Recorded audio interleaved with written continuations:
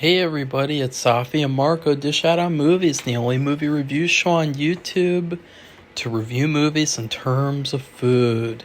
It's just Marco here once again, and I am here today to talk about Monsters, Inc.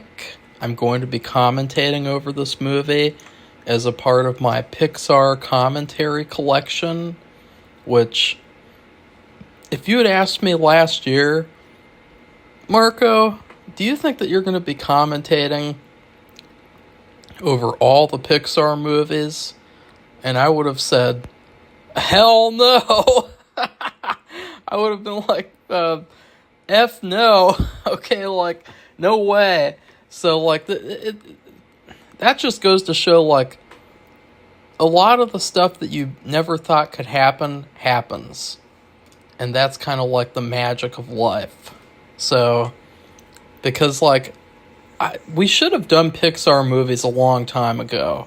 Honestly, like, doing Pixar movies, doing all these major franchise things, it seems like it should be, like, a no-brainer to do those things. It's just that, I guess, in my early YouTube years, I thought that being more exclusive and less, like, I mean, because I upload all the time now, and I thought that being, like, less, I don't know, like, just making less videos would make the channel more popular, because it would be like, oh, we gotta wait for the next upload and wait for that, and it's like, no, it actually just makes people forget about your channel.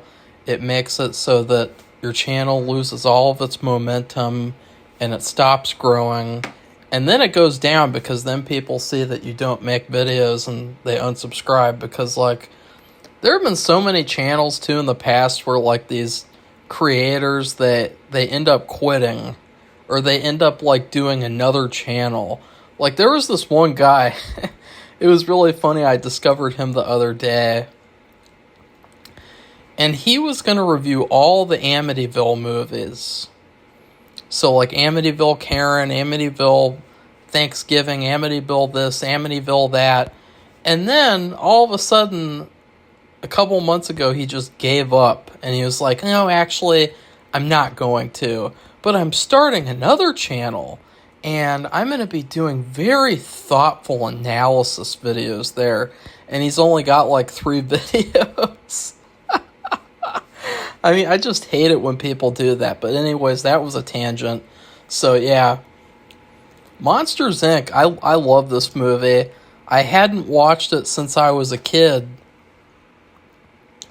It's a masterpiece. Like, it's going to be tough to decide if this is better or worse than Toy Story 2. Because I can definitively say it is better than Toy Story 1. I think it all depends on this watch.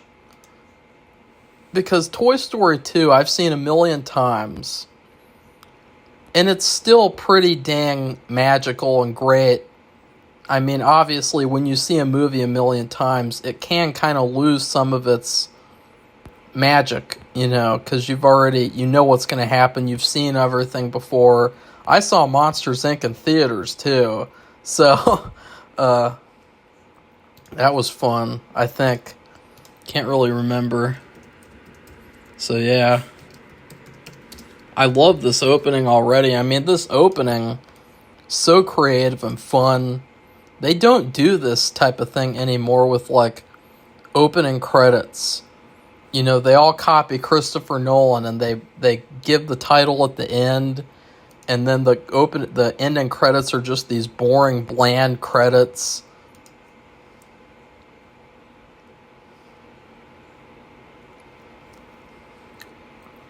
I had a ton of Monsters, Inc. toys, too.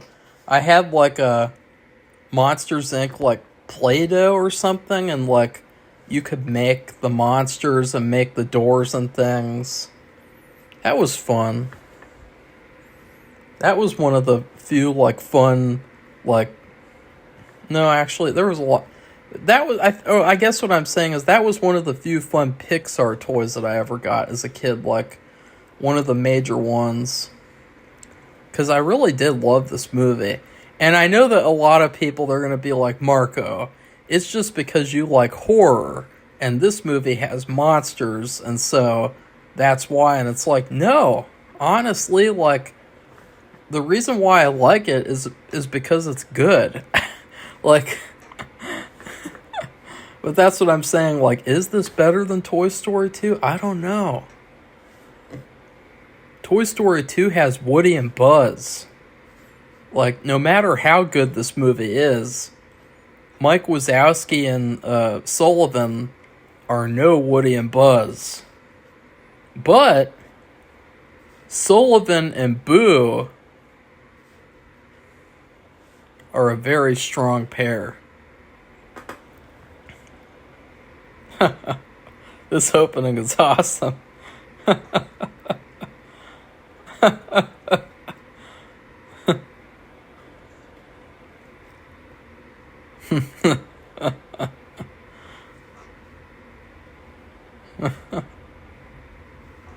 I love this whole concept. It's so much fun. And you know what else is fun? The fact that, like, Little Monsters is kind of like what inspired this movie. I mean, even the main monster, Mike Sullivan, or is it Mike Sullivan? I can't remember. But, or no, it's Sully. That monster is kind of inspired by the main one from Little Monsters. And it just goes to show, like, this is what, because this is kind of, I guess you could say it's a little bit of a remake. I mean, it's not really a remake because it's a completely different concept in a different world. But this is what remakes should do, is what I'm saying. Take a movie like Little Monsters, which is very flawed. That movie is really not the greatest. It's a lot of fun in like a guilty pleasure kind of way, but it needed to be improved. And this movie took that and was like, let's make a really good movie, you know? That's what remakes should do. Do what this movie does. Phlegm. So his name is Phlegm Bile.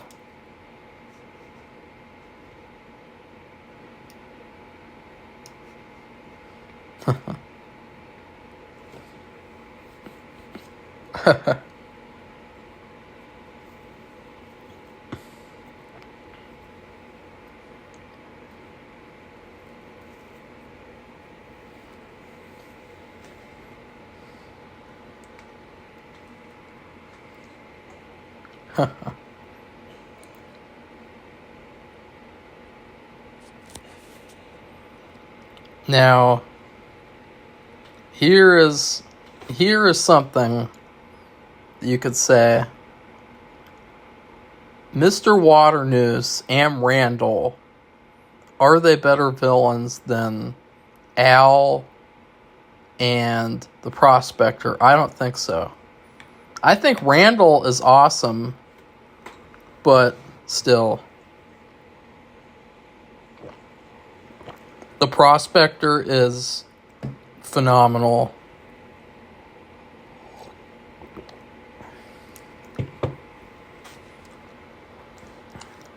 This is one of those movies, too, where I think another reason why I love it, and another reason, again, why kids' movies suck nowadays.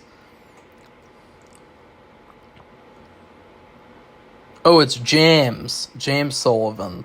But as I was saying, back when this movie was made, kids' movies had a great balance of light and dark. They had the light, fun, funny kids' moments, and then they had the dark moments. They had the dark themes, a lot of maturity. And movies nowadays, kids' movies at least, they don't want children to be able to explore anything dark or scary, you know. It's really weird, like, they think that kids are able to handle, like, learning about sexuality and things, but then when it comes to, like, showing blood, or when it comes to, you know, having a monster in a movie that's, like, really scary and really threatening in, like, a mature way, they don't want to do that. You know, kids can't handle that. They can handle sexuality. they can handle lessons on pronouns and things, but they can't handle lessons on the real world and maturity and stuff like that. Mature themes like you see in Monsters Inc.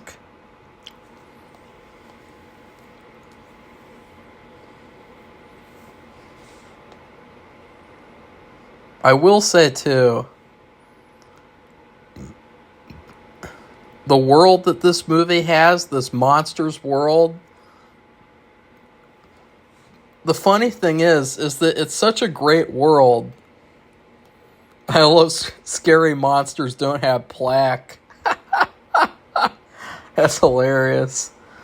We actually had to take our cat to the vet because I'll tell you guys this too. In June, when I was supposed to film and then I didn't get to for some reason, I was filming these reenactment videos, and in between filming one of them, the tripod actually fell on the cat, and I guess it knocked out one of his fangs. And I didn't know it would fall over. I mean, it was all of a sudden, like, there was nothing I could do about it. And I saw it, and I was like, oh, shit. And I picked him up, and I examined him, and I swear I did not see, like, anything, like, any sort of injury right away. But I don't know what happened, but, like, that was horrible. So we took him in, and apparently his teeth and stuff are really dirty anyway. And, like, they could have been cleaned all these years, so, like, he's going to get his teeth cleaned and then get the rest of that fang removed, unfortunately. So, yeah, I mean, that's what I'm saying, guys. Like, making a movie on your own is not fun. It's not a good experience at all. Like, that's why, it's better to have someone around and to help, no matter who it is. Well, that's not necessarily true. But as I was saying, although this is a really fun world, I think what's really funny is that you wouldn't want to live in this world at all. I mean, this is not like a fun world. Like, there's nothing appealing about this world. And I love the running joke of Mike's face being covered on TV.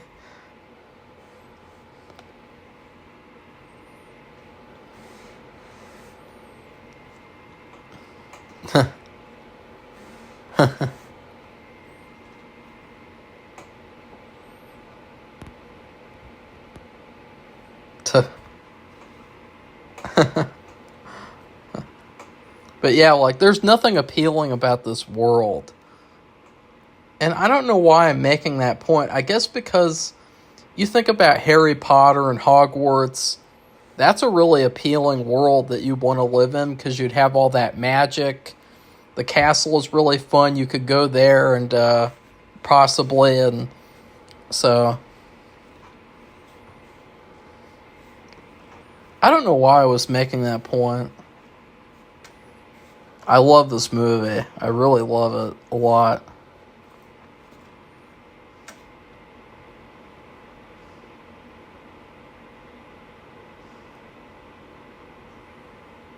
I think this movie is better written than Toy Story 2. But I think that the movie that was made, Toy Story 2, is slightly better, I think. I don't know. What's your favorite monster from this movie, guys? I think my favorite monster is definitely Sully. Sorry. Like, he's just the best. I also love how the monsters, a lot of them get in their own way. You know, like that one who just burned his newspaper up. Like, a lot of them, they're so, and then this one, he sinks down into the grate.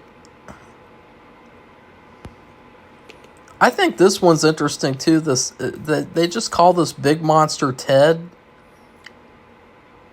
we never see this monster again in the movie. And I'm so glad about that. And you know why? Because I feel like, what is that monster? Like, is there a way, like, there has never been, like, an answer to, like, what does that monster do? I mean, does he go into this building? He wouldn't fit in the building. He wouldn't fit down these hallways. So, like, where does he go? What does he do? And then, but what I was saying was, like, I think in a modern movie, he would come back at the end and defeat the bad guy or something.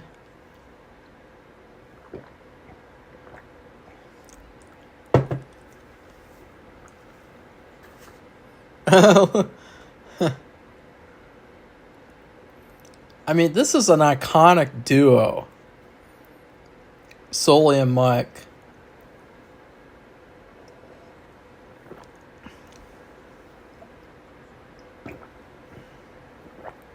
I think I've used the colors blue and green in, like, the majority of my thumbnails. Blue, green, and purple. I don't know why.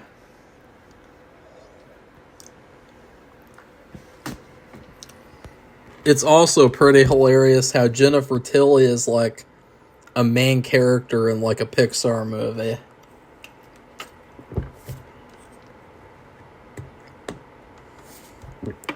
Because nowadays, when you think of Jennifer Tilly, all you think about is Chucky.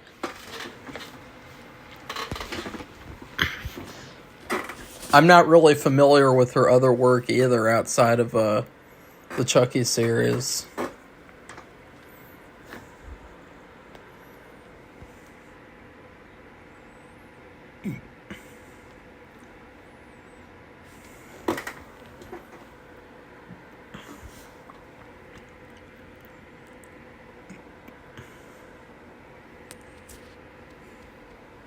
I love, too, the different deodorants that are, like, disgusting.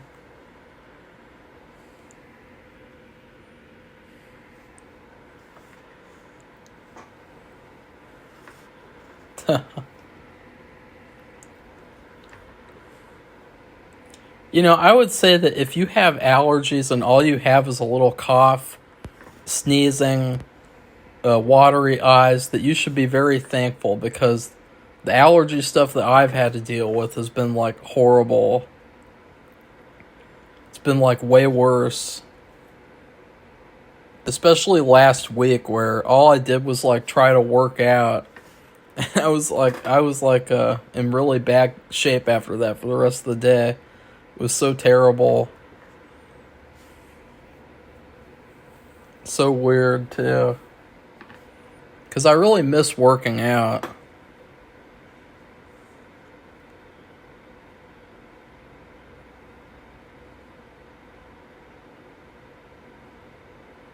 Another thing was when I was a kid, Roz kind of reminded me of, like, teachers that I had in elementary school. And she is always watching him, because she's there doing an investigation, so that's funny.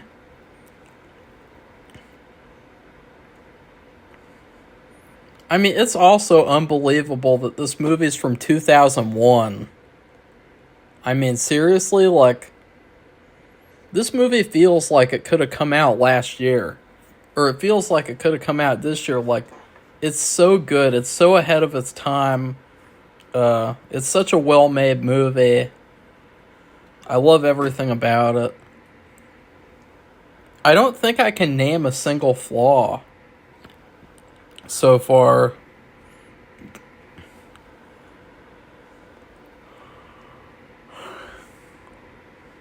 I also thought it was funny that after doing that Bugs Life commentary, they announced, like, they're going to do, like, some kind of Hopper show, and Kevin Spacey is returning. I have to check that to see if that's accurate. Hoppers, because, like, okay, I don't think it is. Oh, is that a joke? What is this? Oh, okay, it was a joke. Okay. Because I was wondering, I saw some kind of image of that, and I was like, what? Why would they bring Kevin Spacey back to Hollywood? Ew. No. That's kind of weird. No, it doesn't look very good at all. Looks kind of goofy and childish. That's another thing, is that, like, although these Pixar movies, oh yeah, and I love the Easter egg there of how you see Andy's sister's wallpaper there, and it implies that Randall scares Molly. Randall is her monster. That's such a cool, like, tie-in. But Monsters, Inc. is not childish. These movies aren't childish at all. But for some reason nowadays, kids' movies, they're so childish. Like the Despicable Me movies, I've never seen them, but like, wow, they look really childish and really like dumb. Could someone confirm, like, if they've seen them, like, are they like, or at least is the first one on par with like a Toy Story or something, or is it just like dumb kids movie BS?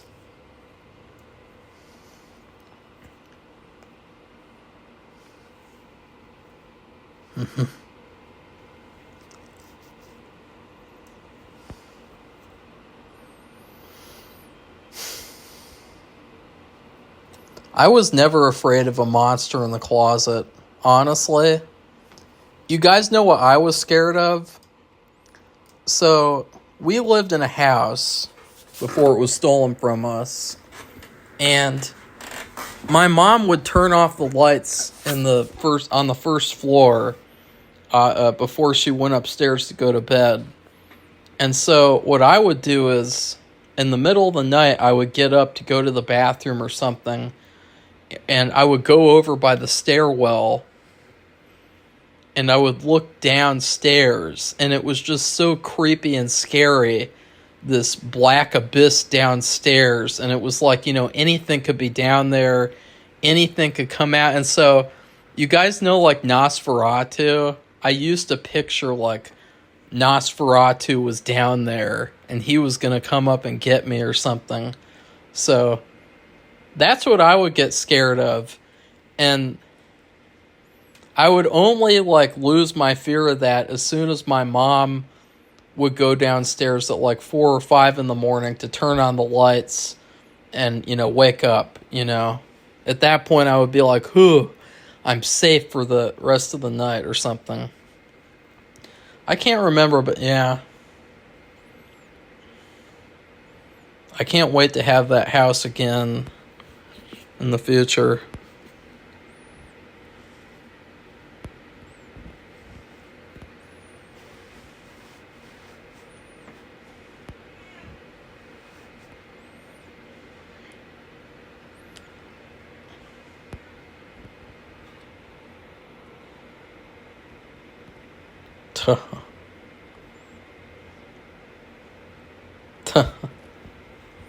I would also say, like, the numbers here, maybe this is a little bit of a... But the numbers... If you really, like, calculated, like, the numbers here and kind of, like, analyze them, it seems like maybe Monsters, Inc. hasn't been in business for very long, because... I don't know, like, it's the numbers are pretty inconsistent. It seems like 100 to a couple of hundreds. And so... Oh, here's the sock bit. That's funny. See how hard it is to do a commentary when there's nothing wrong with the movie? Like, that's all I could get. That's all I could say was, like, the numbers. Let's look at the numbers. It's like, who fucking cares?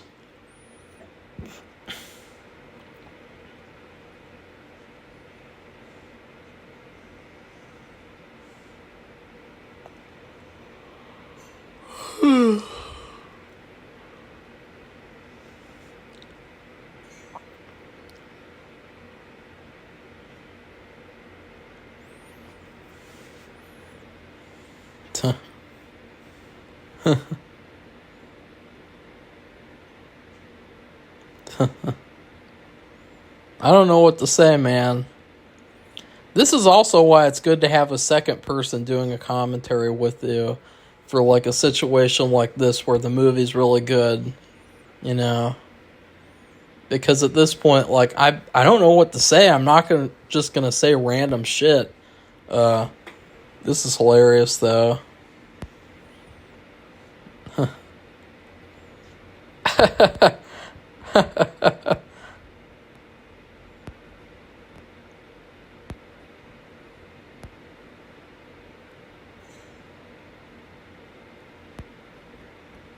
Now this is something. This coffee here, I never figured out that this was supposed to be mud.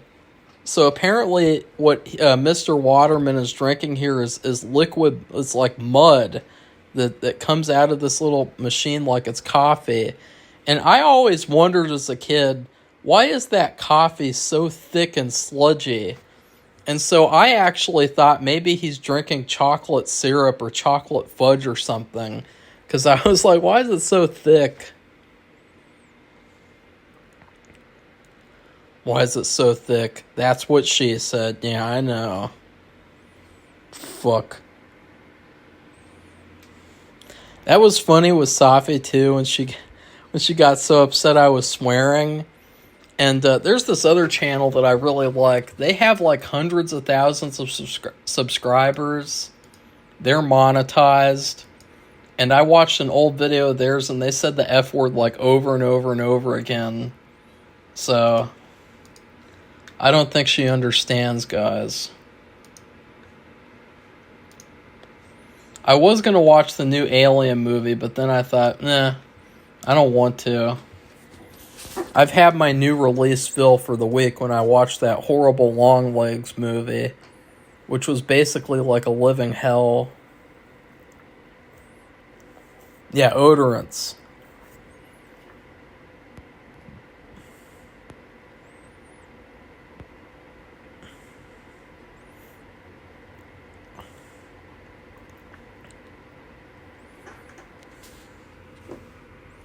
I kind of think that they should make like odorants. Like that would be pretty hilarious. That would be hilarious marketing if they made that for like Monsters Inc. 2. And it would actually smell really gross. And you could just wear it as like a joke or something.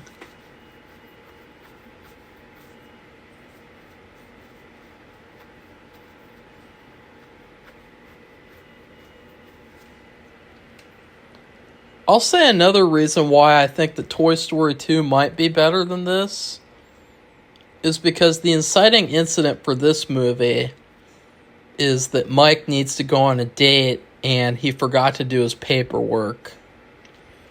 That's not as good of an inciting incident as in Toy Story 2 when Woody wanted to save Wheezy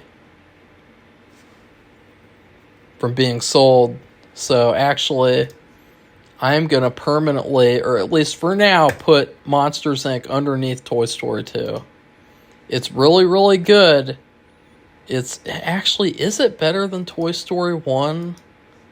I'm going to put it below Toy Story 1 because I'm so biased toward...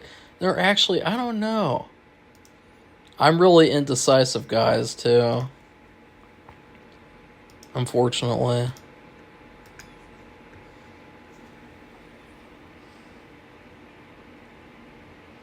Yeah.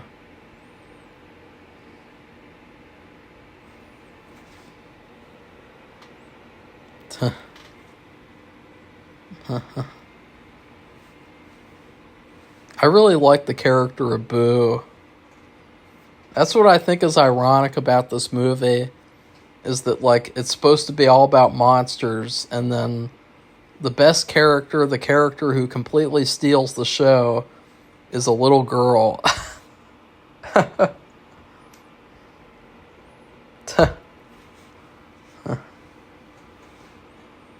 And the story of why she's here is just so dark.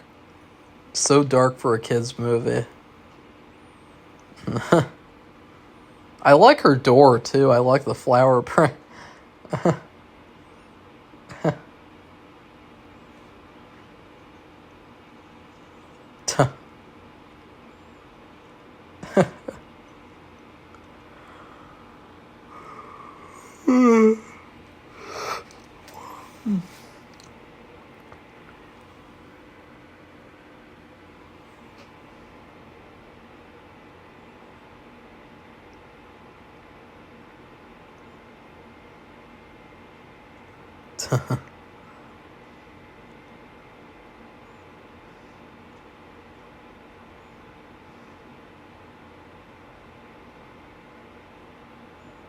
I also like how monsters have human toilets. That's like an element of the human world that they didn't really change. I kind of think that's a mistake.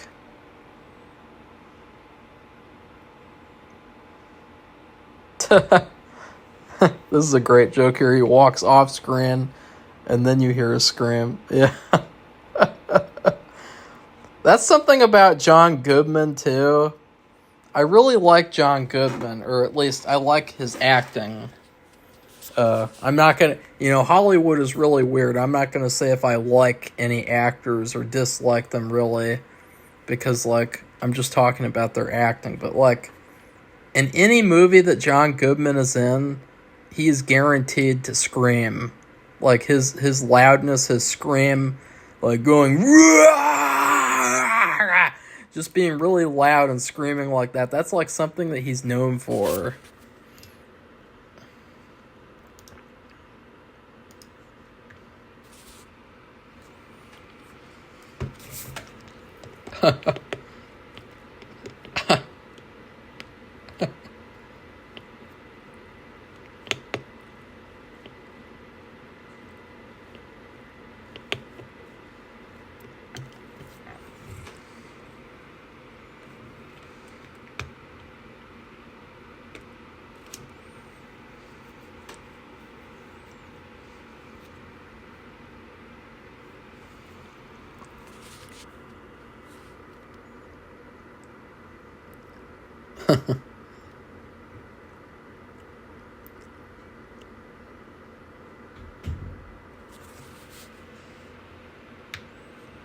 And also the fact that I guess this is the main scare room. Does that mean, are there any other scare floors? I mean, you know what I mean? It seems like a pretty small scare floor.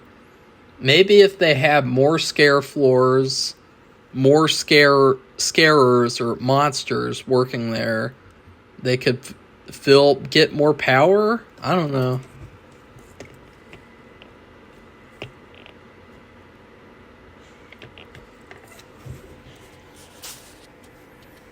Everyone loves that one too. The first time that I laid eye on you. Very well written movie.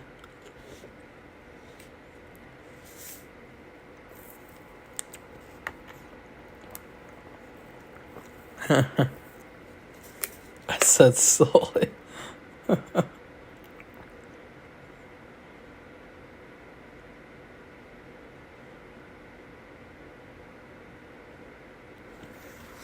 I wonder if I can actually read those appetizers. No. Or, wait. Goo vegetable teriyaki?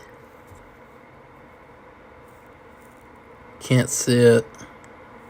I'm one of those types who likes to look at all those little details. If I can.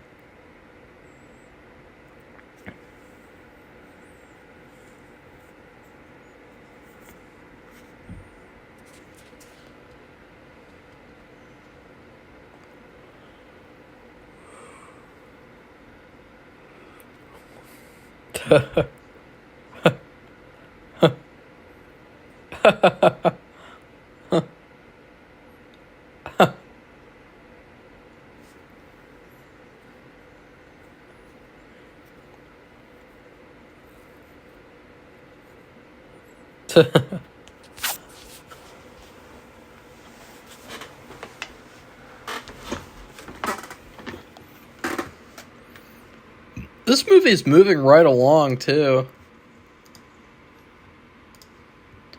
That's kind of what I like about these Pixar movies, too, is that, like, they're very full, they're very rich in substance, but they move right along. They're not slow. They don't take, like, 4 hours to, complete.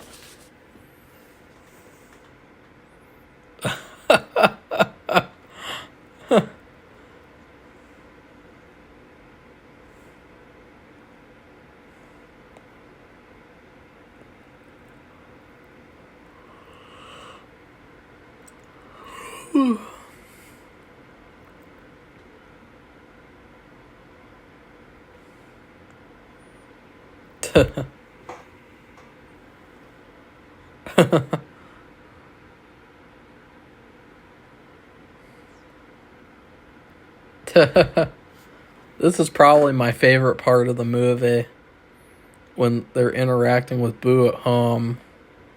They just don't know what to do.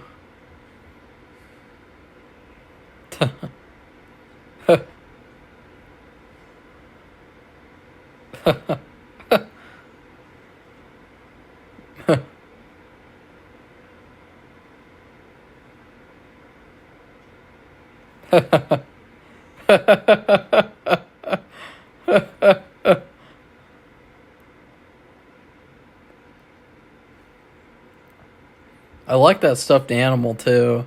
I bet that they actually have those. Uh oh. No one touches little Mikey. Let's see if they actually have one of those, because that'd be a good present for someone. Yeah, they do. Cool. That's hilarious.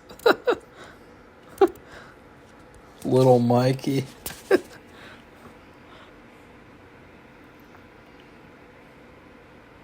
I mean, what do these monsters look like when they age? Do they age? Do they ever get old and die?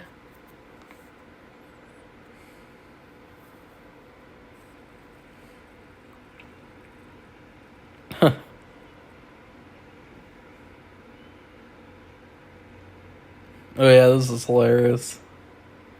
That speaker drops on him.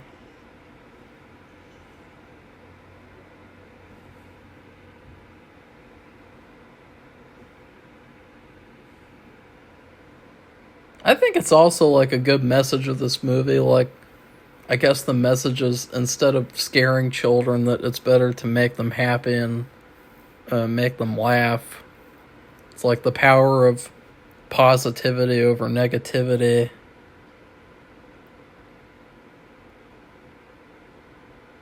Of course, nowadays, Pixar doesn't really stick to that anymore,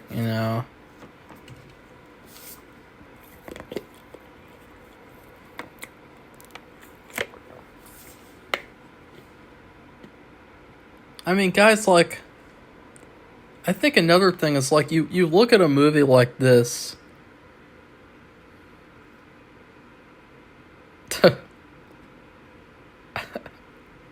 We're gonna dig with spoons. But you look at a movie like this, and then you look at a movie like Turning Red, another Pixar movie. There's such a clear quality difference. Like, you just can't ignore that. You just can't, like, even if you really like Turning Red, which that movie was terrible, but if you like that movie, you can at least acknowledge that, like, that movie is, like, vastly different in terms of quality than this movie. This movie feels like it was made by professionals. It feels like it's a real movie. And Turning Red feels like something that a college student made.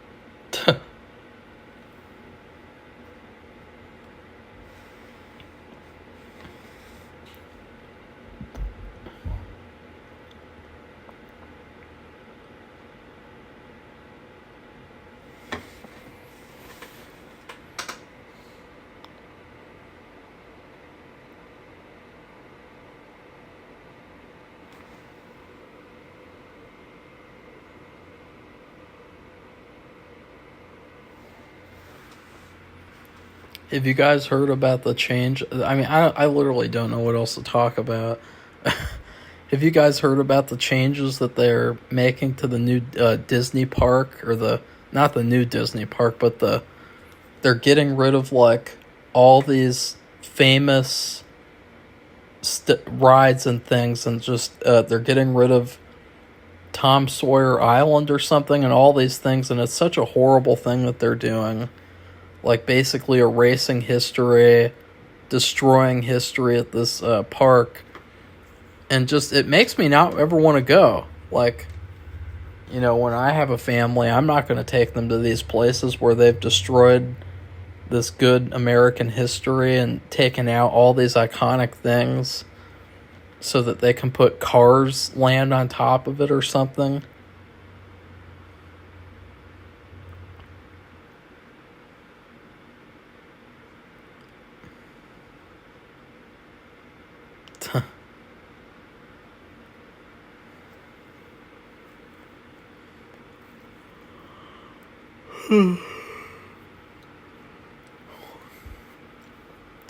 I will say that that's a big flaw with this movie. They're talking about banishment.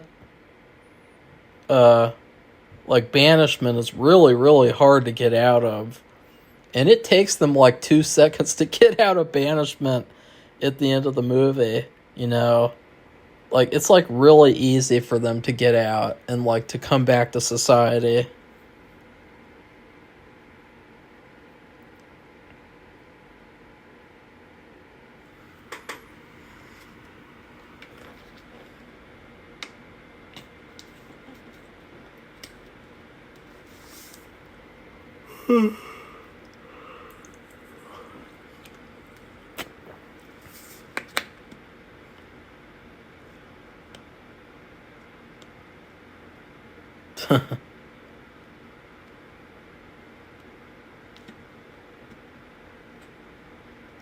Who plays this guy again?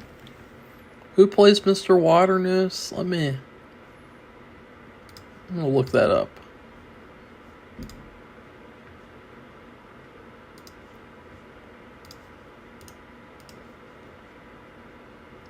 It's unfortunate I don't have much to say. See, that's the funny thing, is that like watching A Bug's Life was like a gift from the gods, because like it was so bad, and somehow I was like talking nonstop for like 2.5 to 3 hours. Whereas with this movie, it's really good. I love it. There's not really much to say though. I'd have to talk about other things, and then yeah, I guess I could. I just know that like people who click onto this video, they want to hear me talk about this movie, most likely. Okay, James Coburn. Who's that? Or at least I don't recognize the name. Oh, him? That guy? Oh, wow. Is he dead? Oh, that's unfortunate. He is. He died a year after this movie. He was really good. He's definitely one of those actors where you saw his face, but it didn't really register like who he was. Oh, wait. No, wait. Oh, yeah, he was an Americanization of Emily. Yeah. Yeah. Okay. Yeah, he was awesome.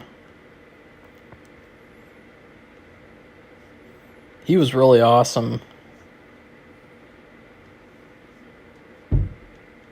I must have met him at some point. It seems like I should have.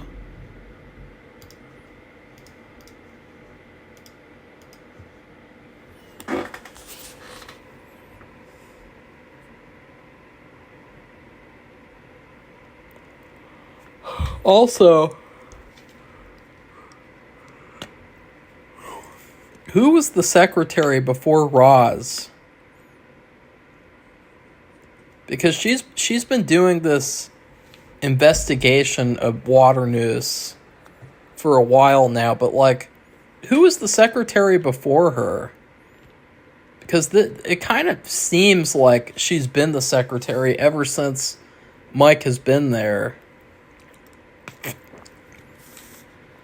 And it also seems like he's been there at least, like, what, like 10 years?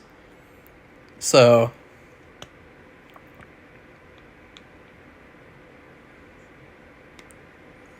I would also say, I guess maybe the kid getting lost over and over again is a little repetitive. So, actually, I'm going to put this below Toy Story 1. I'm looking at it with a critical eye, and I'm finding things to say that are wrong about it, even though this is still a really good movie. I'm not saying it's not. This is also one of the first commentaries where I've tried not to pause it at all, so it's been very close to the recording time. Doing that on purpose and because there's not really much to talk about.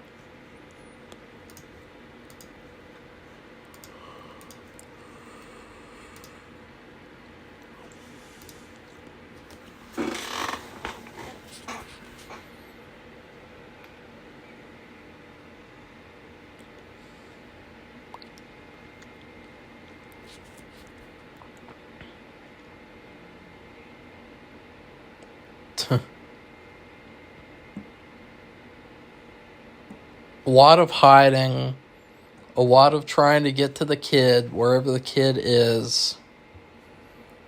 But then again, Toy Story 2 is all about the toys trying to get to Woody, so, yeah.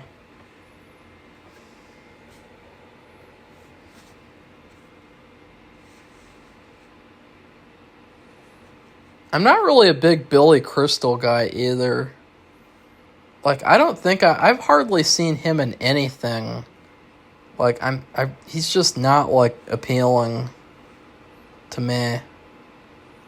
Like, I saw Throw Mama from the Train. Is that what that movie was called? Like, I saw that, like, one time, and I literally can't even remember that movie at all.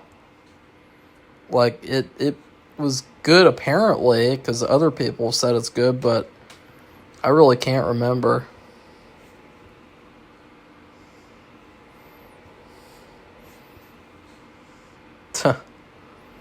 And just like this movie also kind of reminds you of, like, remember in Toy Story 2 when I was talking about the whole luggage thing of, like, how it made you wonder of, like, oh, what's in that luggage? What's in that luggage? Like, this movie kind of reminds me of, like, it makes me think of, like, what's in that door? What's in that door? Like, you could come up with an infinite amount of, like, doors. Like, really cool-looking doors and interesting doors. And it would be fun to learn about what's inside or who's inside there. Yeah. Tuh.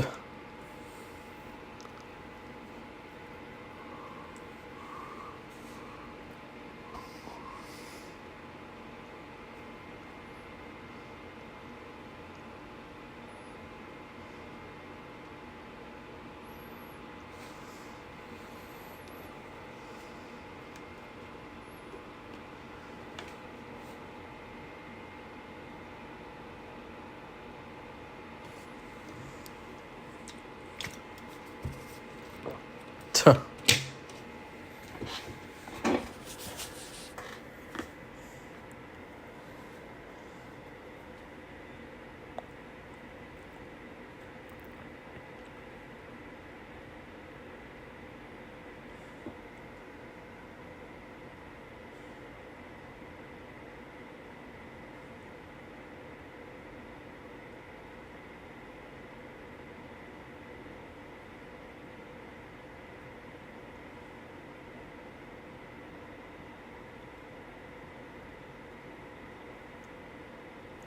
He's got shifty eyes.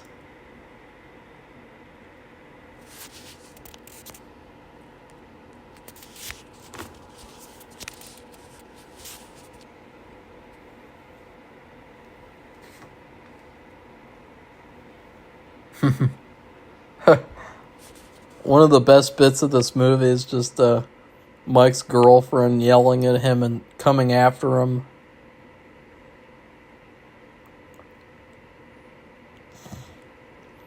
I mean, her character is probably one of the weakest characters in Pixar history, but she's still amazing and she's still hilarious.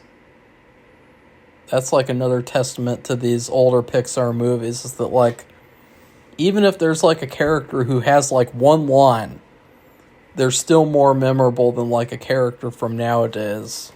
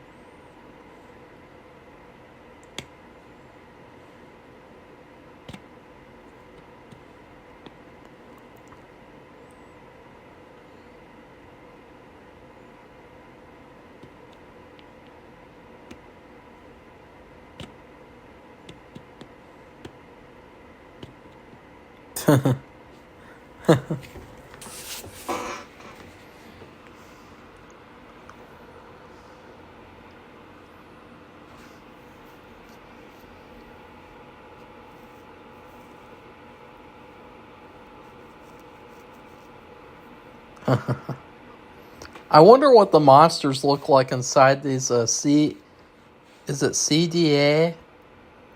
I wonder what they look like. Because they all look so uniform, like NPCs. But I'm going to have to stop the commentary at some point, too, because we have to give the cat medicine at a certain time. He's asleep right now underneath my chair. He likes to be in here.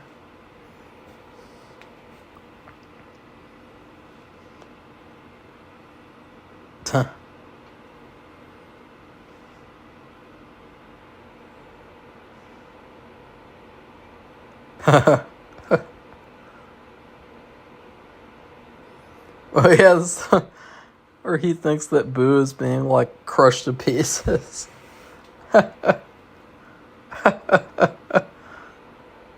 That's kind of dopey, but really funny. He thinks that little cube is Boo.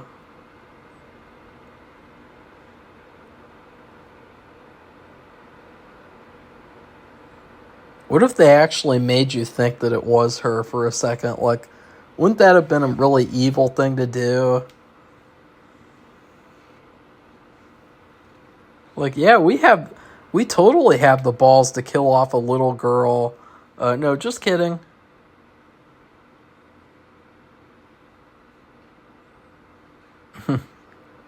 Uh-oh. Yeah.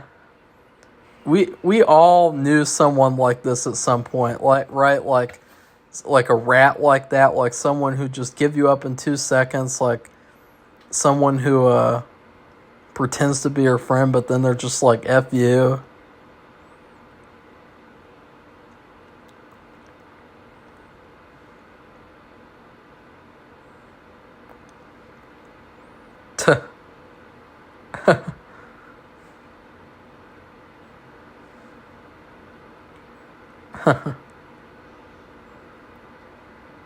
She calls him Kitty. It's funny. Yeah, don't ever run away again. Oh, actually, spend the rest of the movie with her running away or getting taken away, and they have to go get her.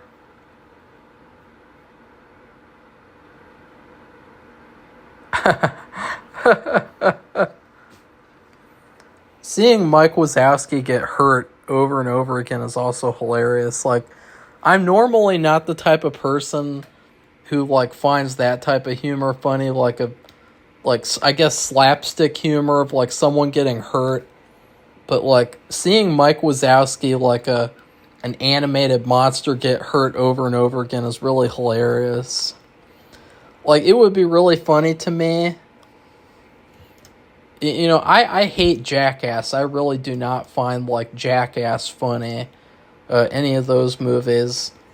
But if you made like an animated movie or something, like with like Monsters Inc. characters or Pixar characters, like hurting themselves over and over like the Jackass guys, I would actually probably really enjoy that and find that funny. So isn't that kind of interesting, guys? I wonder what the psychology is behind that. Like, I guess just showing that like I can separate like movies from reality. Like, I don't like things to be too realistic sometimes because I don't like seeing real bad things happen to real people, you know.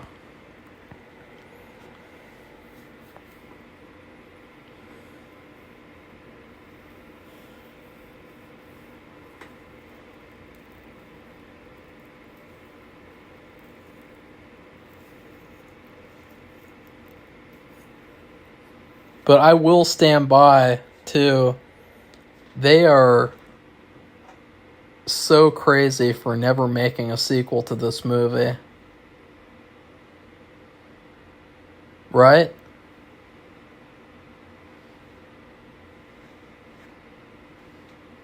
Like, apparently there was a script and everything. And, like, I don't understand, like, why don't studios make the right decisions? Like, I know that it wouldn't be easy to be a studio head or to greenlight or cancel movies or whatever, but, like, not making a sequel to Monsters, Inc.?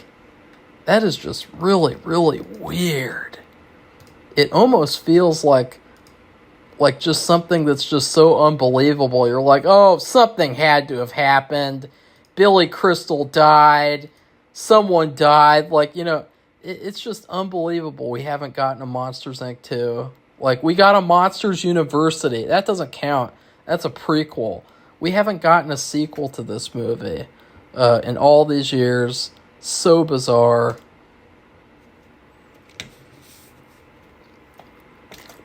I want to see Boo all grown up.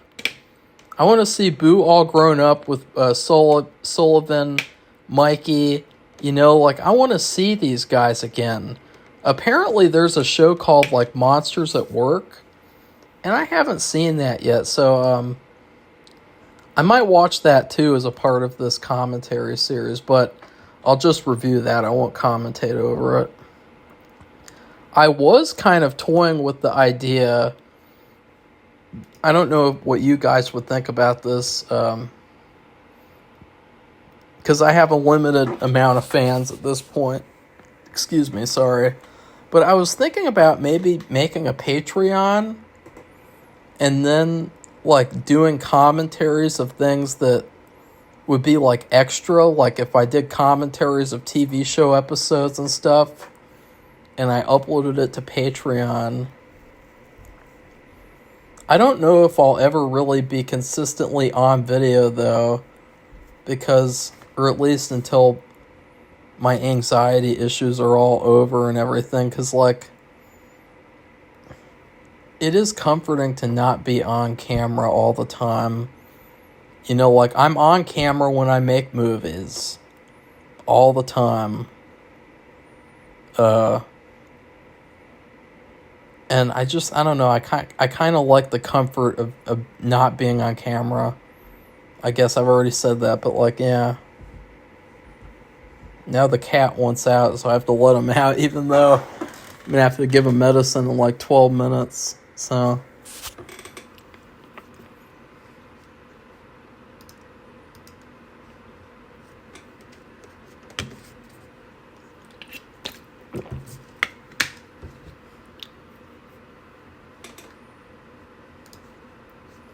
But I want to see who was Boo. Oh. Oh, God. I wasn't expecting her to look like that. I don't know. I guess I expected her to look like the character. Oh, okay. She did some voices for Inside Out. That's pretty cool. I was like, who the hell is that? Like, she's blonde and everything.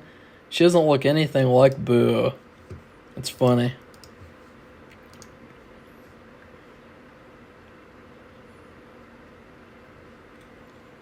Now Bernie is staring at me. I should take a picture of his face. He's just like, Marco, get me out of here. This machine is really, really terrifying, honestly. Like, it is just so hard to even look at or anything. Because, like, just imagining, like, what it would do to a human. It's so, like, awful. Like, you think about all the different types of torture. Well, actually, not all the types. I mean, there's a lot of types of torture. It would be really fun to do this podcast with Wednesday Addams, by the way, because she would totally be able to be like, my top 10 favorite types of torture are number 1, blank, number 2, blank. And but, like, you think about what this machine would do to you. I think that this machine would be up there in, like, the top 5 or so, because I think it might even kill you.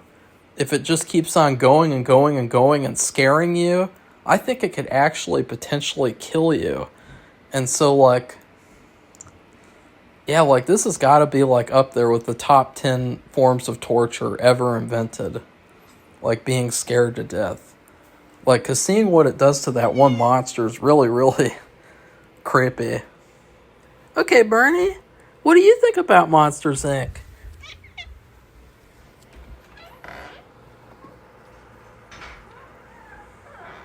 Yeah. I know this is not another great commentary. That's just what is in my mind. How do I save this? I can talk about... No, I don't... Nah. I can't remember if I actually did an update video about the film production, but... I don't know, just... As I said, I think in the last video, like... Or no, wait, no, I didn't. I did a live stream on Instagram that also kind of sucked.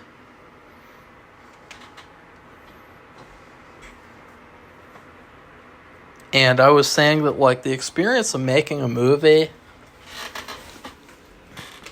it's basically like sitting in the reception room at a doctor's office waiting for a doctor's appointment. Like, that's basically like the process of making movies.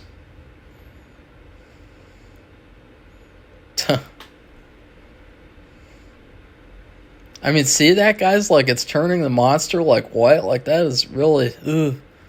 Ugh. Ugh. Ugh. I mean, they wanted to put that on a little girl. That's what I'm saying. Like, these older movies, they didn't fuck around, man. They were hardcore. I can't believe this movie's already almost over, too. Like, it does not feel like it's been an hour.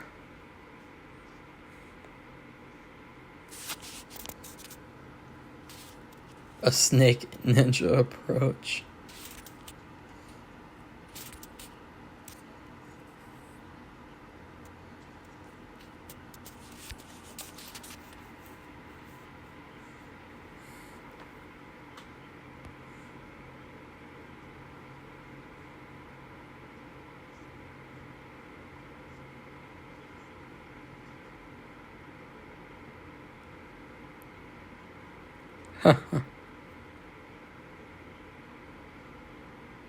Okay.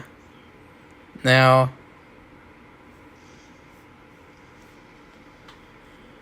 Okay, yeah, definitely this movie is not better than Toy Story 1 and 2. And the reason why I'm saying that is because this is all good. This is not bad. But there's going to be a big reveal scene here. This was kind of like the first part of the big reveal where, like, the stuff that the main character has done the whole movie in innocence is now being looked at as something bad. And then it's going to be revealed that he has the child. I hate big reveal moments in movies. And then there's the sad period where they're banished. Okay, for sure, This movie is not better than Toy Story 1 and 2. No way. This part sets it apart. Is like, yeah, this is not good. Or at least it's not bad. It's just it's not good compared to those, you know. Neither of those movies have anything cliche like this.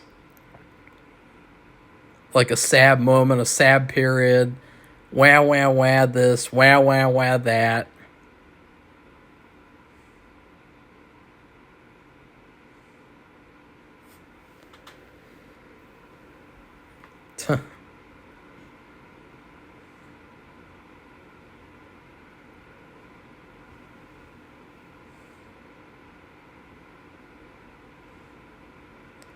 And I think that's funny too. This company can't afford bad publicity. Like, what? Like, really? Like, seriously? This is the only company, it seems, in Monstropolis that provides power. So, like, this company would have to be around, period. Like, they'd have to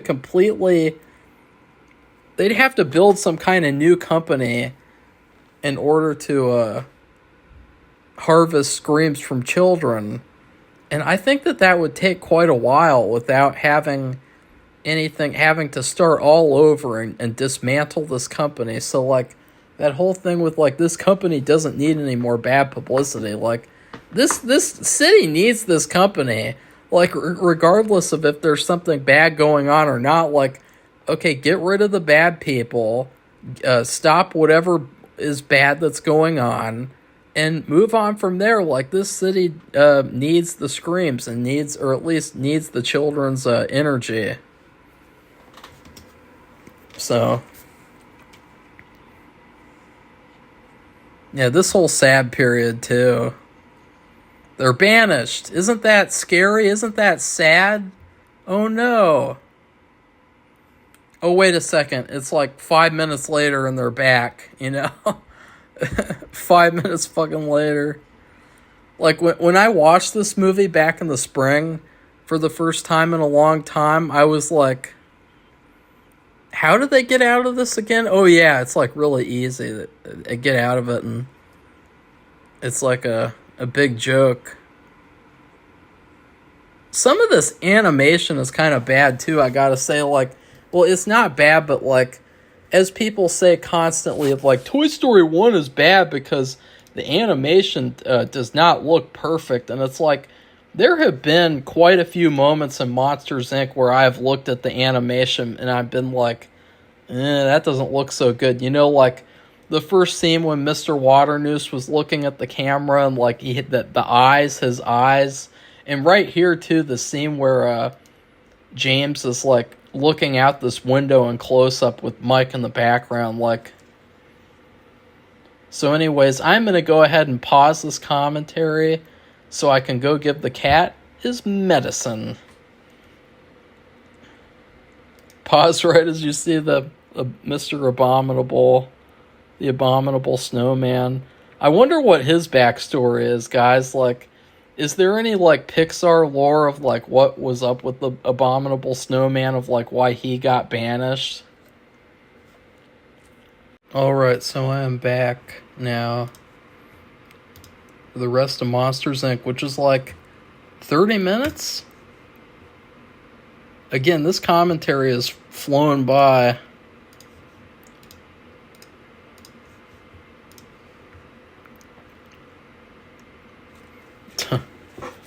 I like also the gloves on Mike's horns.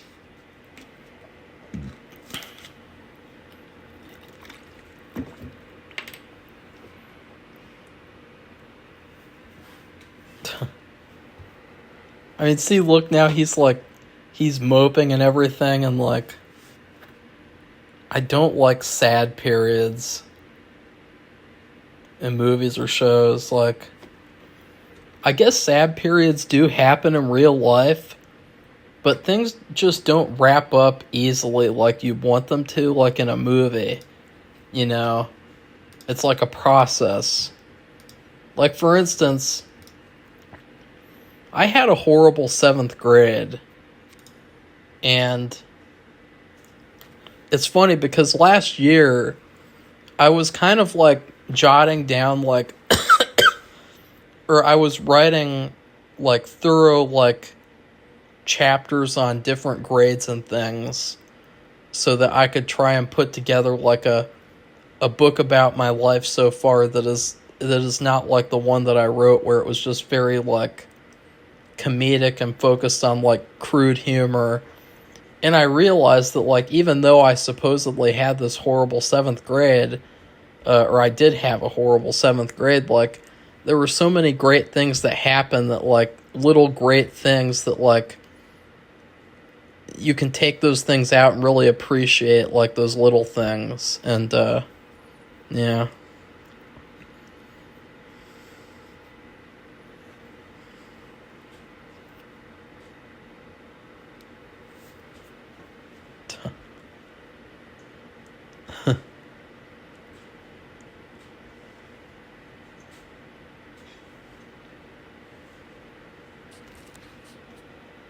I think another thing too,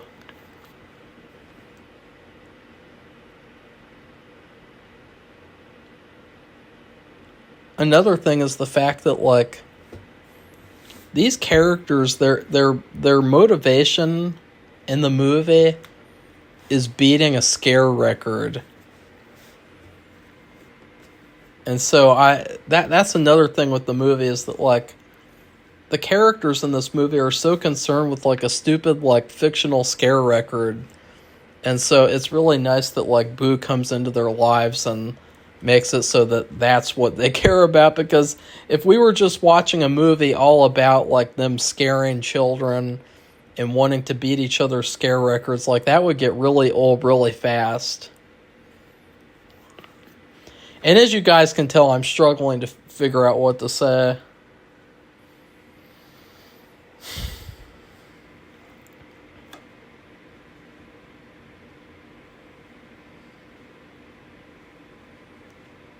What's the next movie on Pixar's list? Pixar movies list.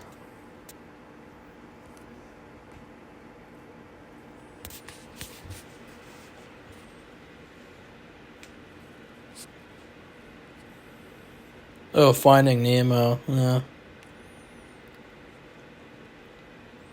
That's another movie that, like, we were forced to watch over and over and over again as children. Over and over and over again, you know.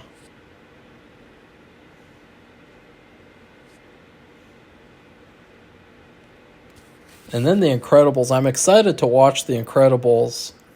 That's a really good movie. Really entertaining. I love the teaser for Incredibles, but I won't talk about that until we get to that movie. Yeah. Tuh. More snow cones. I haven't had a snow cone in a long time. You know, because I feel like it's like a dessert. But it's not really like a satisfying dessert. And when I like to eat like a dessert, I like for it to really fill me up. I like for it to be like satisfying, like a cookies and milk, ice cream, you know, like candy, a candy bar, a big candy bar, you know, like I like it to be fulfilling. I feel like when you eat a snow cone, it's not really fulfilling. It's almost like a snack, you know. You know something that I used to get all the time, like, as a kid, like, that was kind of like a snow cone? At the popcorn factory. Oh, here we go.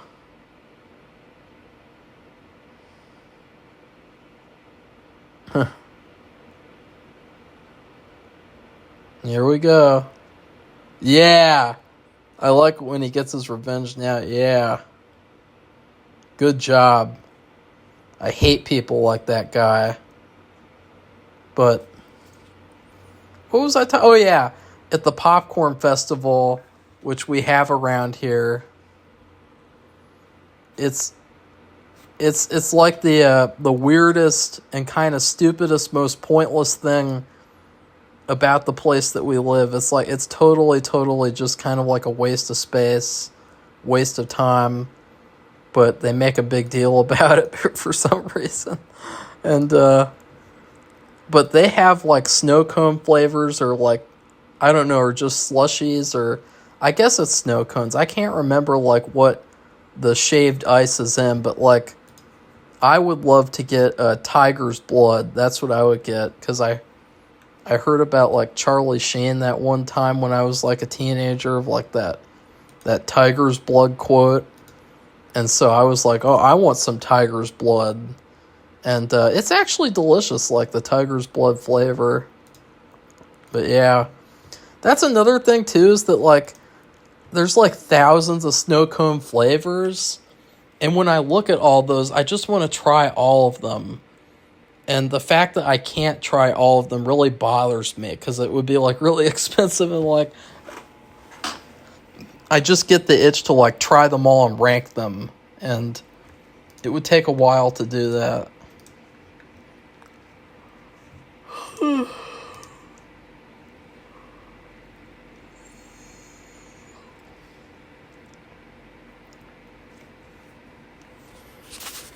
I also like the continuing streak of like villains who really value the main characters. You know, Mr. Waternoose really thought the world of Sully. I mean, he was their best employee. And so he's really kind of upset that he's had to lose him. And I love that when like the villains like respect the hero, respect the protagonist. Like they really like them. Like that's why I really like Smallville, because I loved how like Lex Luthor and Clark Kent started off as friends, and they started off as like helping each other out. Like there's just something really cool about that kind of like dynamic, that kind of hero villain dynamic.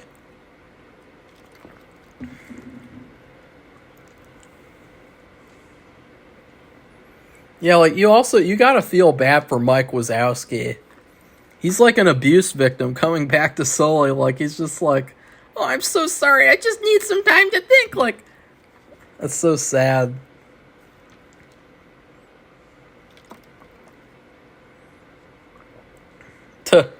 He's too sensitive.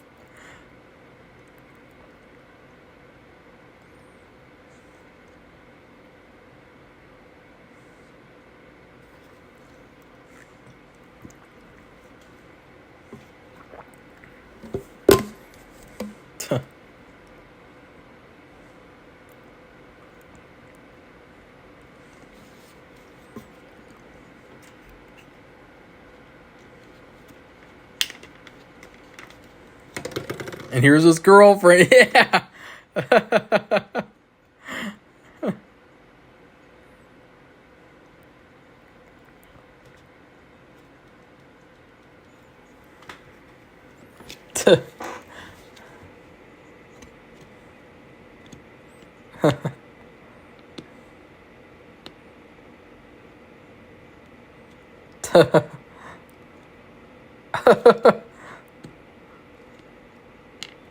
You gotta feel bad for her too. She's had the worst week.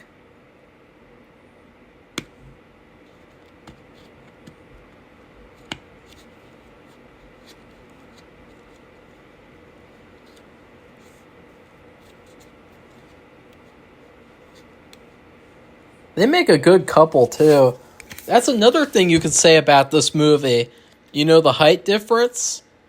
You know how she's so much taller than him? You know, like that's not something you'd see nowadays, that's for sure. Nowadays, it'd have to be like the opposite. Which honestly, like, the height really doesn't matter for me at all. But if she's really shorter than me, it makes me feel kind of weird, because it makes it almost feel like I'm dating a child or something. And I know that's hilariously random, but like, if I wouldn't really care about like choosing, but like if I had to choose, I would want someone who's like my same height or maybe taller than me. Because like I love those women that are like 7 feet tall or whatever. Those like big Viking women.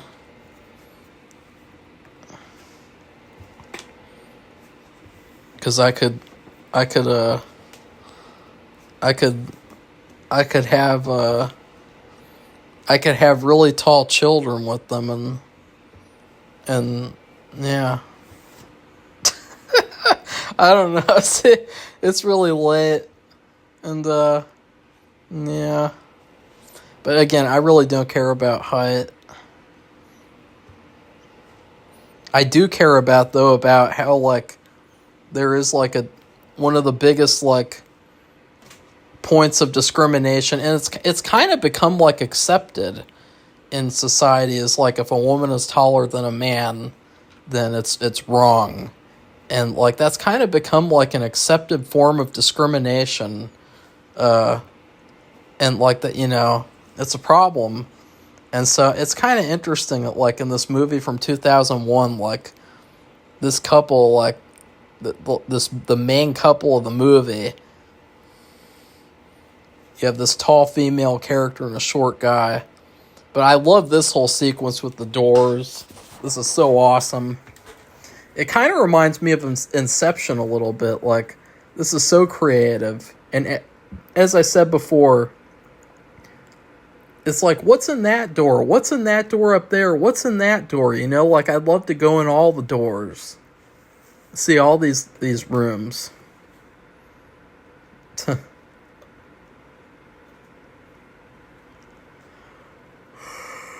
Also, this is probably like, if I had to choose for a way for me to be in a Pixar movie, what I would want is Monsters, Inc. I would want, like, Monsters, Inc. 2, for the monsters to go in one of these doors, and it's my old childhood bedroom from my house that was stolen from me, and, for them to just be in my bedroom. Like, that'd be so cool, right? Like, wouldn't that be cool if you could do that? You could see your own room and them, like, invading it and shit. Trying to scare you or something. Or trying to run from Randall.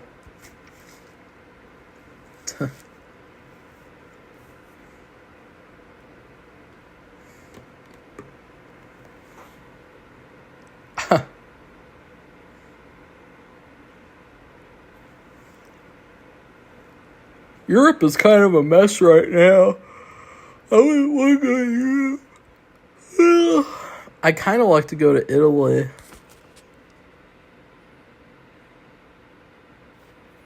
I want to have like a Godfather type of moment. Like a Godfather type of vacation where like I go to Italy to lie low. And then I get married to a hot Italian woman. And then, like, she blows up in a car and I feel sad about it and go home. Like, that's just, like, the ultimate, like, Italian vacation experience. Yeah.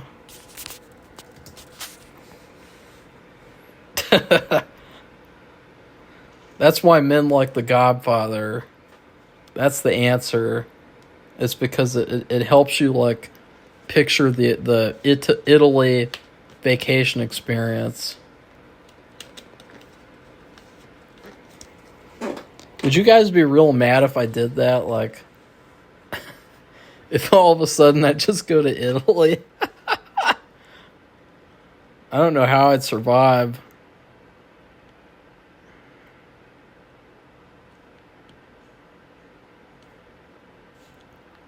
Or I don't know, it depends on how bad the allergies would be there.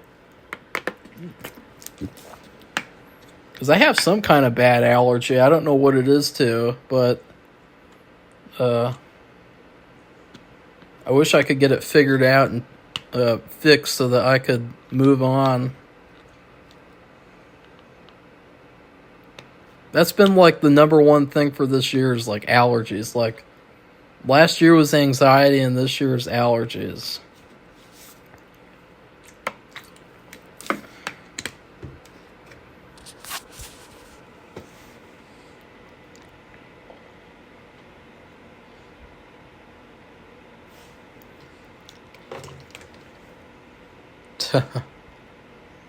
I love this part too, where Boo gets on Randall and fucks his shit up. I love that in like movies like where the kid, like the most vulnerable like victim of like the bad guy, fights back. Which I guess they kind of do this.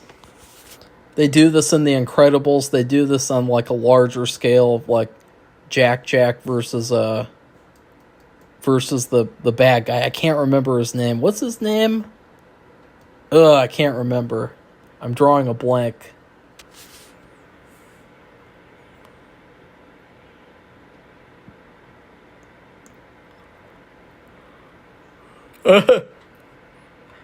He's in Florida. But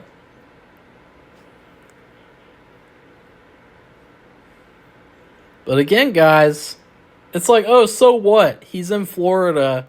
He's going to get out of there and get back here real fast. Like, because apparently it's really easy. You just find a random door and you get back there. So, yeah. But he'd be arrested anyway, you know?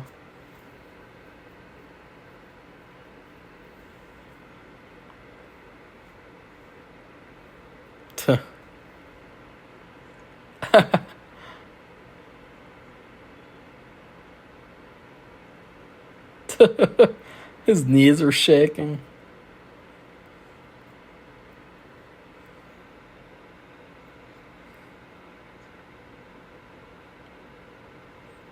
I like Boo's upset face. She's just like, I'm not putting up with your shit.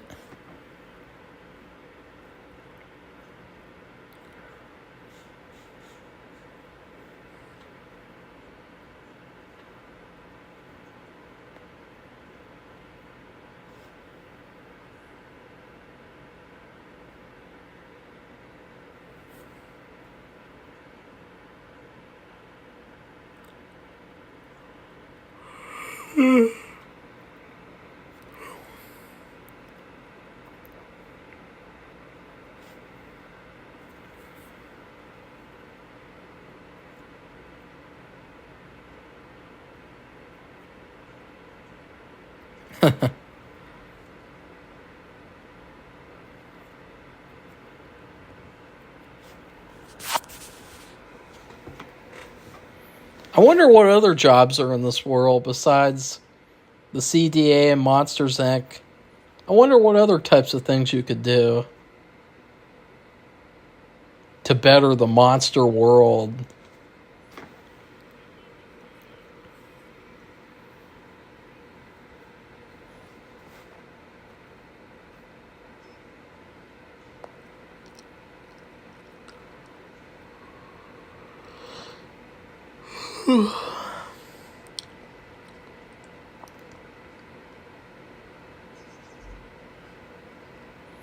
I do like, too, how they have to defeat the one villain and then they have a second villain to defeat. That's always good.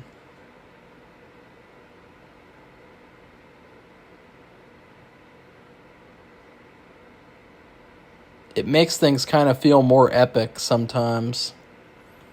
But then other times it feels like honestly like they're shoving too much into one thing, you know, like Spider-Man 3.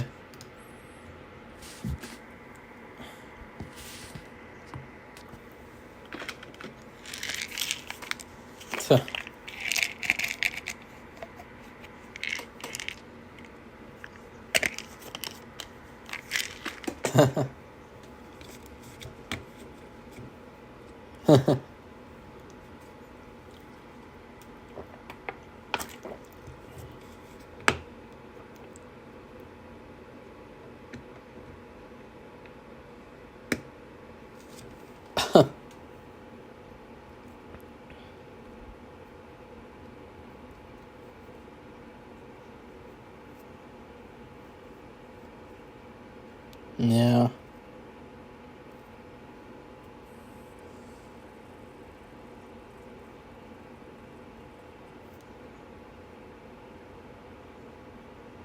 Yeah, there's an energy crisis. So, like, there's no way that this company would die in any world. All they'd have to do is just figure out, like, who needs to take over and what do they need to do from here.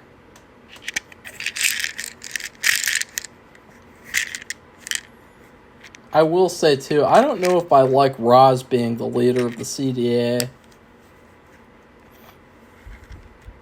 Or wait, how many years? I don't like, it's not the fact that I don't like her. It's the fact that it feels just kind of, like, goofy and kind of, like, predictable in a way, or, like, kind of cutesy. Like, everything has to tie together, making her the leader of the CDA. I don't think they had to do that, but still, it's fun.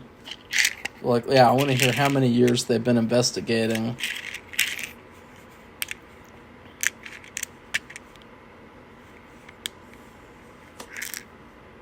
Two and a half years.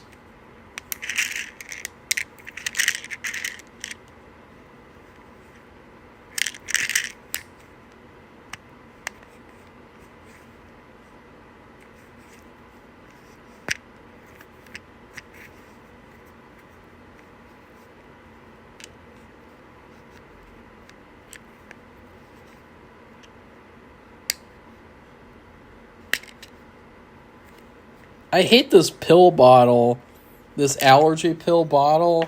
The pills are so hard to get out. Like, you have to pour them out. It's so stupid.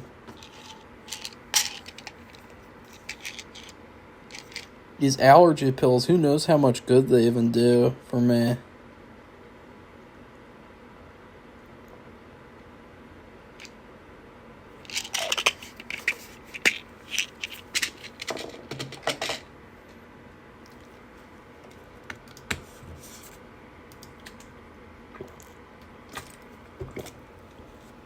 There we go. This is a sad moment, honestly. The dynamic between Sullivan and Boo is better than the dynamic between Sullivan and Mike, to me.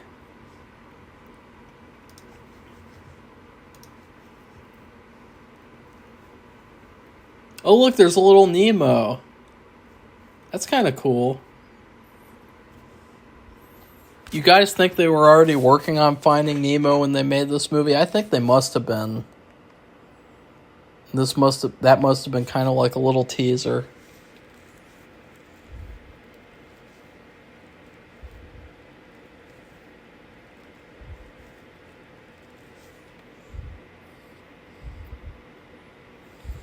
Yeah.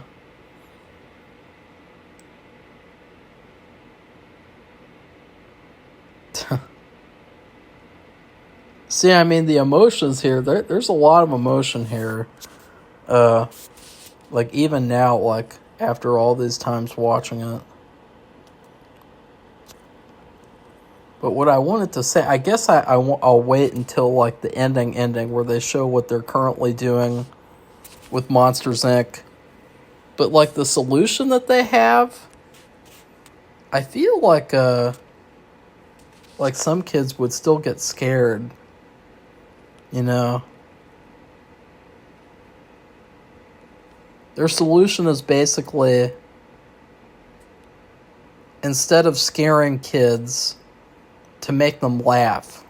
So the monsters still come out of the closet, but they come out and make you laugh. Honestly, I bet that there'd be a lot of kids who'd be really freaked out by that still. You know? Does anyone else agree?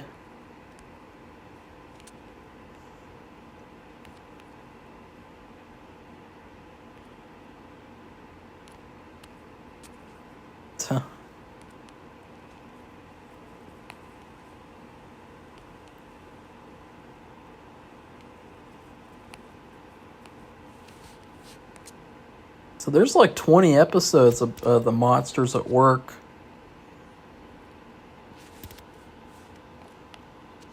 I wonder if it's actually any good. Really genuinely wonder. No matter what, it'll kind of feel like a filler thing because it's not a movie.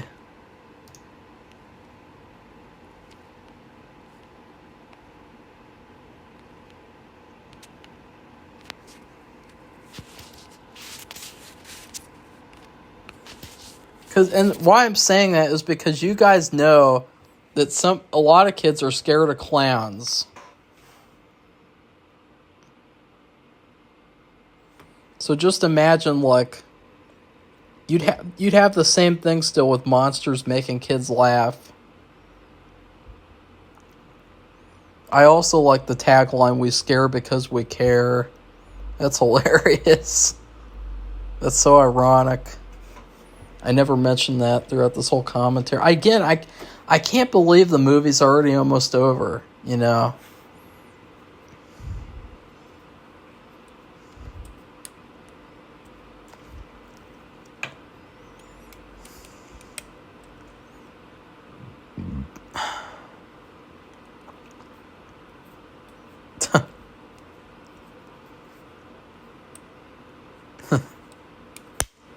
Whoops. I don't know what that did to the camera.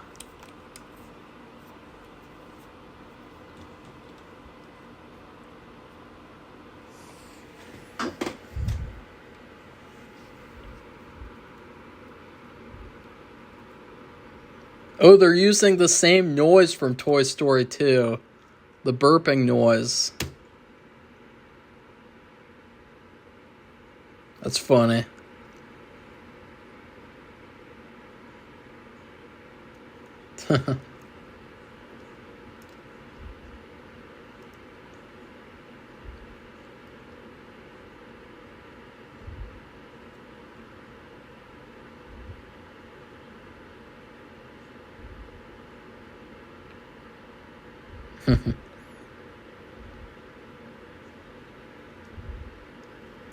Also, what do they actually... I mean, they probably don't do anything at these little, like, desks except for file their paperwork.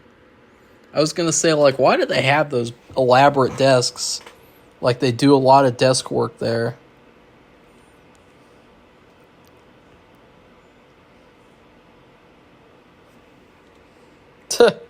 He's covered again. It's so funny.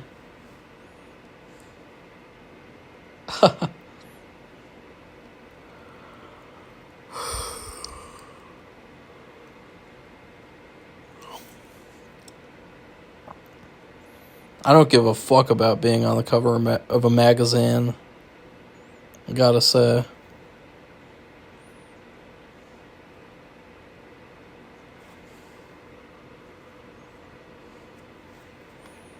But again, this is a very positive, like, message here.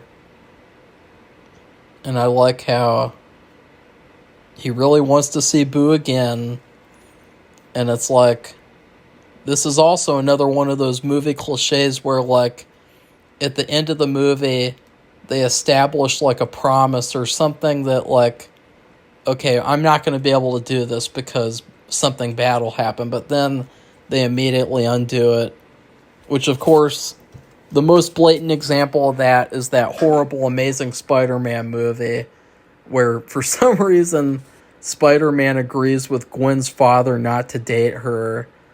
And then he's like, that's what's so cool about promises. Or something like, they're meant to be broken or something like. And then, you know, it's implied that they date. And it's like, oh, that's hilariously dumb. Like, yeah.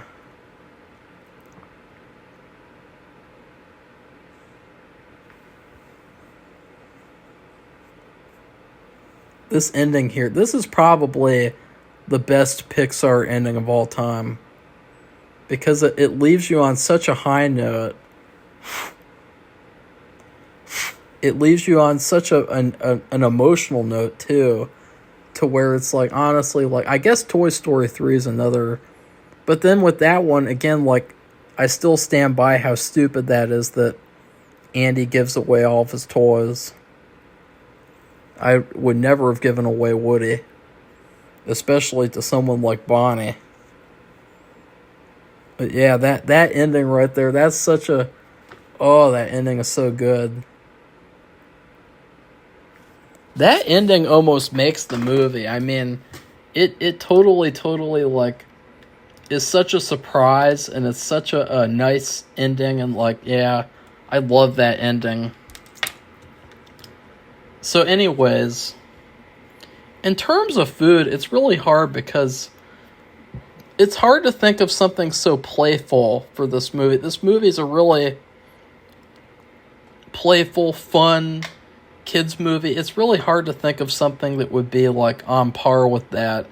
I'm trying to think back. Okay, I know the perfect rating. So when I was a kid, one of the vacations that I went on, I had this. It was like a triple million fudge brownie sundae, and it was like a shit ton of brownies, a shit ton of ice cream, a shit ton of fudge, and a shit ton of whipped cream. I think it might have even had nuts. It was so huge. It was insane. Like, it's like a dessert that like could feed like 5 people or something, like 4 or 5 people, if they shared. If they did a good job at sharing, like, and not hogging it all for themselves. And I shared it with only one other person, I believe. And it was like the most delicious thing ever. It was really tasty, and it was just the perfect, like, playful kids thing. And that's what this movie is. It's like a really playful and fun and creative experience. It's definitely up there with the Toy Story movies, but for all the creativity it has, it still falls back on certain annoying kids' movie cliches. It still has some of those elements of kids' movies that like are kind of like, eh. Like, other Pixar movies, you don't really think about that. Like in Toy Story 1 and 2, like, you notice that I wasn't really like pointing out like major flaws or major things that I was like, ew, I don't like that. Oh, that's the sad period. I wasn't really like doing that. So that shows that like this movie, even though it's great, it's a near perfect movie. It's not as good as Toy Story 1 and 2. I can definitively say that. So please like this video and comment and tell me what you thought of Monsters, Inc. And then please subscribe to our channel if you'd like to see more Pixar commentaries. Goodbye, everybody. See you soon.